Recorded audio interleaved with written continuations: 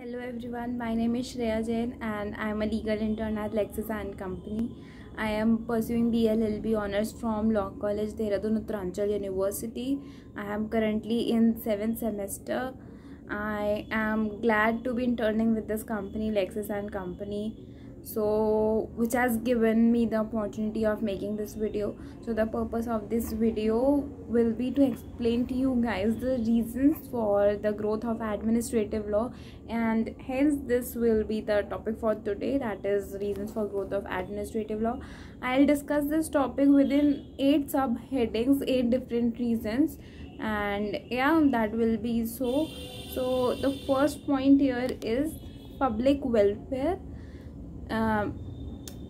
The police state, the state which was earlier present, the nature of the state which was earlier was a police state, so that police state has changed to welfare state in the 20th century.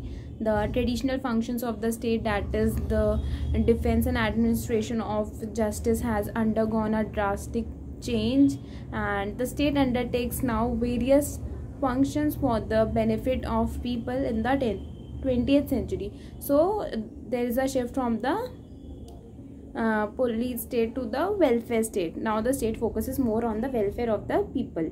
Second is demand by the people. There is a demand by the people that government must solve their problems rather than merely define their rights. The equality clause in the Indian Constitution would become meaningless unless the government comes forward to actively help the weaker sections of the society about the equality in fact.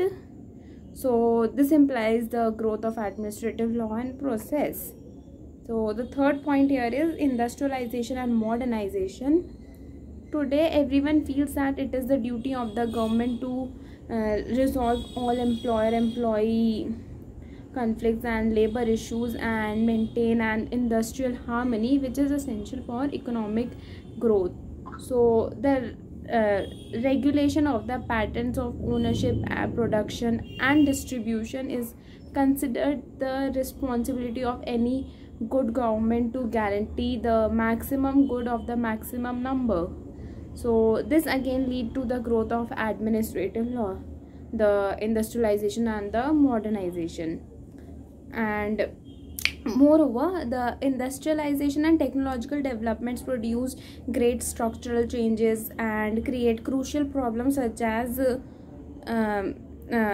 which cannot be solved except with the growth of administration and the law regulating the administration. So thus there is a proper need of a good administrative system which can manage such new innovations and the developments. So the fourth point here is the shortcomings of the judicial system. To manage the shortcomings of the judicial system, there is a big need of proper administrative law, so that there can be proper effectiveness of the judicial system. So the traditional types of courts showed inadequacy to decide all types of disputes, and they were also slow and expensive, complex, and having various other drawbacks. So to give such courts quality and quantity of performance was one of the biggest reasons which has led to the growth of administrative process and law.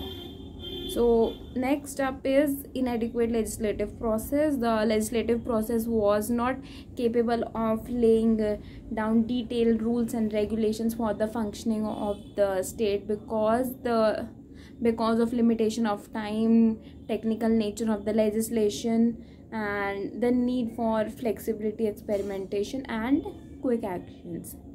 So the sixth point is preventive measures.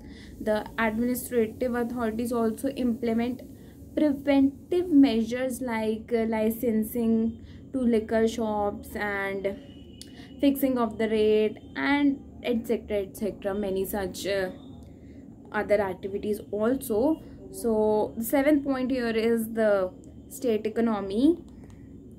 The administrative authorities frame national policies and plans for achieving goals contemplated in the Constitution of India. Thus, it also helps in the progress of the country.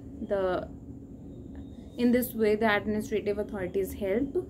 So the last point here is the population.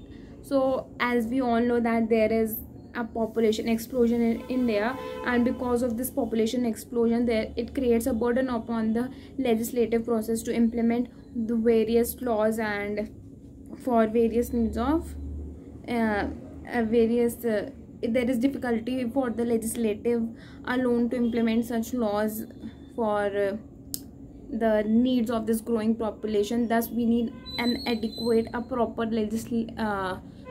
administrative system, administrative law, so that we can manage this huge population of India. So these were the 8 points regarding the growth of administrative law. I hope you get this so simple topic, and if you guys have any question, please do question me, and also give feedback, and like and share this video as much as you can. So thank you everyone for watching.